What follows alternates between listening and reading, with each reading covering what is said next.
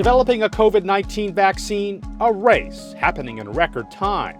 The first two shown to be 95% effective in preventing the virus. Another by AstraZeneca up to 90% effective, and there will be others. Now, a different race, and maybe the biggest challenge of all, to actually get this vaccine from the refrigerator into arms so that it will actually prevent disease and reduce the impact of this very nasty virus that's moving rather unrestrained at the moment through our population. The vaccines made by Pfizer and Moderna must be kept cold. Pfizer, super cold at minus 94 degrees Fahrenheit, stored in a freezer farm like this. Moderna, less chilly at minus 4, around the temperatures of other vaccines. AstraZeneca's could be stored in regular refrigerators.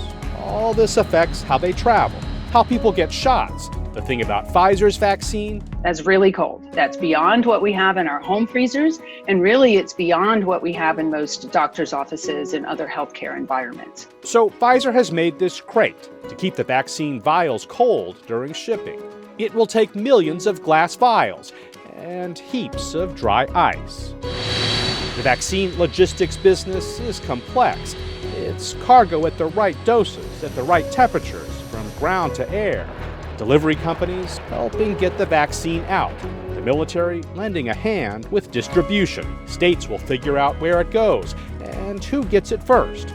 Medical professionals will do the injections. All of it taking planning and timing on a massive scale. A smash program like this, trying to very quickly vaccinate an entire country's population and beyond that, the world, nothing of this magnitude has been attempted before. Julie Swan studies the healthcare supply chain and was on loan to the CDC during the H1N1 pandemic. There are lots of moving parts in this system.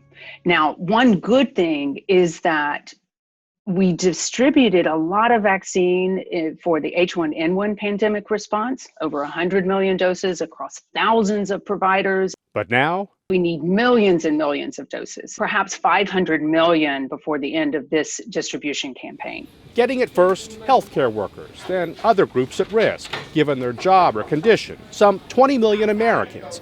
But even here, there may be complications. Some people, let's be straightforward, will get sore arms from this vaccine. And some will not feel so well the next day, may even have a degree of fever, have some headaches and aches and pains. And so they may take some time off just until they feel better and can go back to work. So you can't vaccinate everybody, all your healthcare workers, on the same day. It takes 2 shots for these first vaccines to be effective.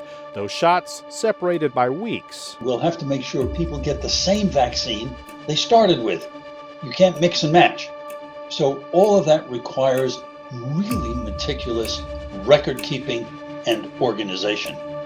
It's a sprawling nation, and covering those so-called last miles, getting a super cold vaccine to smaller hospitals in remote places. This will all take a considerable period of time, over months, trying to vaccinate, after all, 330 million people that live in the United States.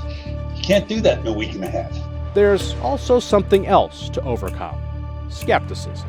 This is particularly true in the African American and Hispanic and other ethnic communities, where the surveys clearly indicate that skepticism is really deeply embedded.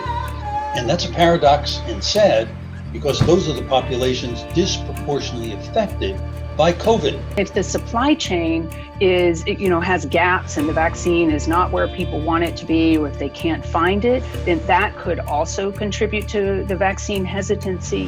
The vaccine will go out in stages, with most of the adult population probably not getting shots until deep into 2021. The protection everyone is looking for, well, it won't be immediate. The doctor says people can't throw away their mask or be blithe about social distancing and go back to large group gatherings until this whole program has gained a lot of steam down the road.